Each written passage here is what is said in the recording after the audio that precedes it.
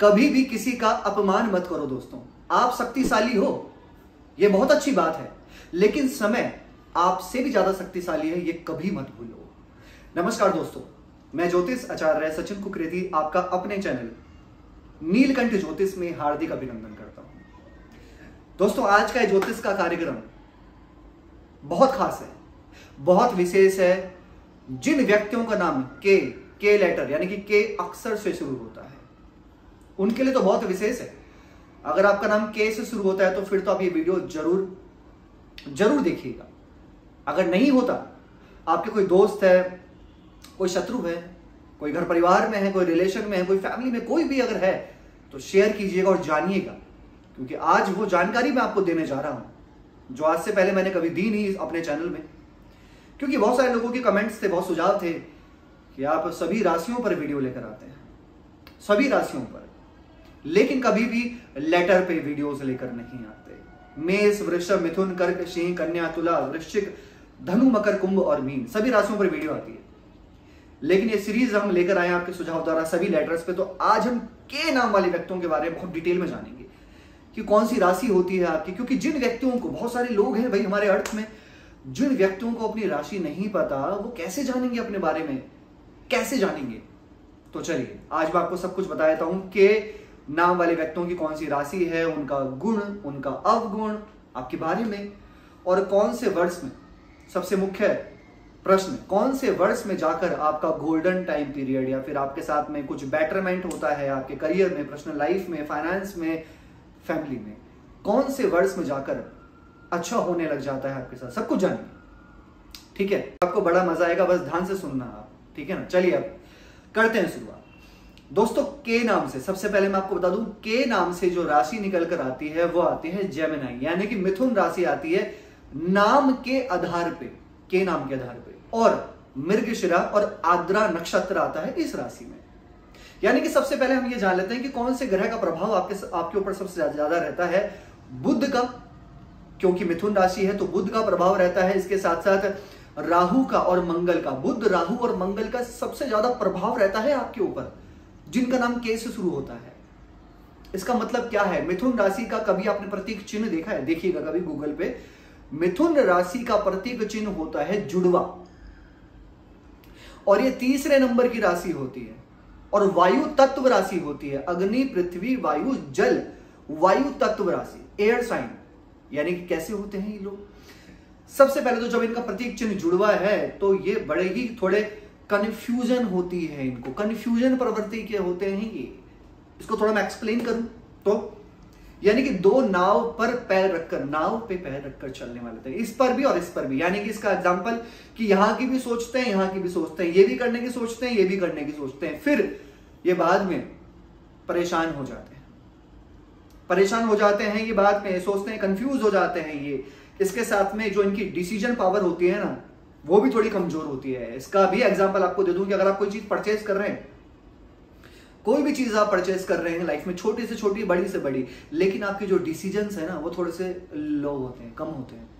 आप दूसरों से पूछते हैं, दूसरों से समझते हैं, लेकिन थोड़े बुद्धिमत्ता होती है इनके अंदर। ऐसा नहीं कि इनके अंदर बुद्धिमत्ता नहीं होती है, इनकी मेंटेलिटी नहीं है, बहुत बुद्धिमत्ता होती है इनके अंदर। क्योंकि मिथुन राशि के स्वामी कौन होते हैं? मरकरी, यानी कि बुध ग्रह, युवराज का पद प्राप्त किया गया है। बहुत समझदार हैं, बहुत बुद्धिमत्ता होती है, लेकिन इसके बावजूद भी ये कंफ्यूज हो जाते हैं, डिसीजन कमजोर होती है इनकी।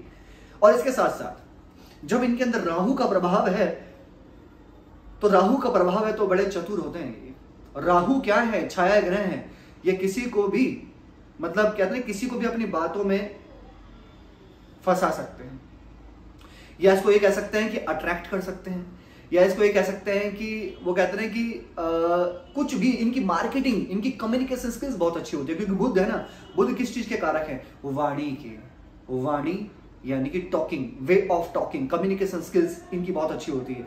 तो इनको इस लाइन में भी जाना चाहिए, कम्युनिकेशन स्किल्स। कंप्यूटर, बुध जो है वो टेक्निकल चीजें, यानी कि कंप्यूटर्स में, और साथ में मंगल का भी प्रभाव है, तो टेक्निकल लाइन भी इनके लिए काफी अच्छी देखी जाती है। इसके साथ साथ चाहे इनकी एज कितनी भी हो, मिथुन राशि है, चाहे आपकी उम्र कितनी भी हो, कितनी भी एज हो, लेकिन बचपना रहता है इनके अंदर। चाहे आप 30 के हैं, 40 के हैं, 50 के हैं, लेकिन वो दिल से एक वो बचपना इनके अंदर रहता ही रहता है, वो झलकता है, वो दिखता है, अड़ियल स्वभाव के होते हैं। मिथुन राशि युवराज है, जल्दी से थोड़े नाराज हो जाते हैं, जल्दी से नाराज हो जाते हैं। कमेंट कीजिएगा दोस्तों, मुझे जो भी मैं आपको चीजें बता रहा हूं ना, बड़ी ही प्रैक्टिकल रिसर्च करने के बाद बता रहा हूं, बहुत जल्दबाजी में नहीं, पहले क्योंकि बहुत लेट लेकर आया हूं मैं ये कार्यक्रम आपके समक्ष, लेकिन प्रैक्टिकल लेकर आया हूं। तो इसका आप मुझे कमेंट कीजिएगा कि ये जो है ना बहुत जल्दी से दिल पे लगाने वाले होते हैं ये लोग, जिनका भी नाम के से शुरू होता है, जल्दी से दिल पे लगा लेते हैं चीजों को, नाराज हो जाते हैं जल्दी से, रूठ जाते हैं जल्दी से। लेकिन हाँ, अगर इनको मनाओ और इनके सामने थोड़े से झुक जाओ तो फिर ये मान जाते हैं।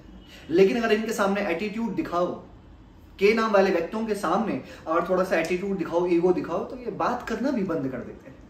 ये भी मैंने अक्सर देखा है प्रैक्टिकल, क्योंकि वे मिथुन, बुध, मंगल, राहु, ये सब चीजें होती हैं इनके अंदर ना बहुत सारी चीजें चल रही होती हैं, बहुत इनके मन के अंदर, दिल में, माइंड में बहुत सारी चीजें चल रही होती हैं, क्योंकि बहुत सारी चीजें इनके अंदर आइडियाज आते रहते हैं। तो धीरे धीरे चलकर ना ये काफी बड़ा सोचते हैं, डिजायर्स बहुत बड़े रखने वाले होते हैं, लेकिन सफलता मिलती है धीरे धीरे चलकर इनको सफलता जब मिलती है तो बहुत बड़ी सफलता मिल जाती है फिर के नाम वाले व्यक्तियों को। दोस्तों अगर अवगुण की बात करें ना, तो अवगुण इनके अंदर कुछ ज्यादा नहीं होता, बस ये होता है कि जल्दी से रूठ जाते हैं, किसी से भी जल्दी से नाराज हो जाते हैं। और मनमानी की बात करूं तो बहुत ज्यादा जिद्दी नहीं होते हैं, लेकिन थोड़ा जब अपनी जिद पे आते हैं, क्योंकि मंगल राहु का प्रभाव है, तो फिर ये अपनी चलाने की कोशिश करते हैं, लेकिन हाँ जल्दी से थोड़ा मान भी जाते हैं। तो अवगुण कुछ ज्यादा नहीं, क्योंकि अग्रेशन भी मैं देखूं तो इनके अंदर एवरेज होता है, बहुत ज्यादा अग्रेशन भी नहीं होता, ठीक है। तो अवगुण बहुत ज्यादा नहीं होते इनके, हाँ लेकिन ये एक अवगुण मैंने थोड़ा सा देखा है कि ये अपने से ही मतलब रखने वाले होते हैं। कुछ लोग होते हैं ना बहुत ज्यादा हेल्पफुल होते हैं, बहुत हेल्पफुल होते हैं, ये उतने ज्यादा नहीं होते, क्योंकि ये अपने से ज्यादा मतलब रखने वाले होते हैं। अपने जहां पर थोड़ा सा इनको थोड़ा फायदा दिखता है ना, जहां बेनिफिट दिखता है, वहीं पर ही ये थोड़ा सा अपना जो है इन्वॉल्वमेंट दिखाते हैं, बाकी ये ज्यादा किसी से इतना मतलब नहीं रखते। दोस्ती तो ये रखते हैं, बनाते हैं, लेकिन जो इनके दोस्त होते हैं ना, वो भी ये चाहते हैं कि इनके जैसे ही दोस्तों जो इनके काम आए, हर जगह पे हर चीजों में इनके काम आए, ऐसे ही दोस्त रखने वाले होते हैं। अब हम जानते हैं कि कौन से वर्ष में, कौन से साल में आपका भाग्य उदय होता है, अक्सर देखा गया है कौन से वर्ष में। दोस्तों आपकी राशि है, क्या राशि आती है आपकी? मिथुन राशि आती है के नाम से, यानी कि 25 साल के बाद कुछ फायदा होने लगता है, और धीरे धीरे चलकर 26, 27 और देखा जाए तो 34 साल से पहले फायदा भी होने लगता है, अच्छी नौकरी भी मिल जाती है, अच्छा व्यापार भी।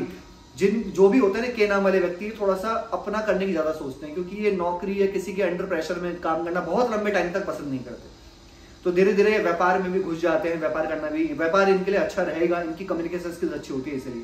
तो 25-26 साल के बाद अच्छा रहता है, और 34 साल से पहले बहुत कुछ बड़ा करने लग जाते हैं अपने जीवन के अंदर।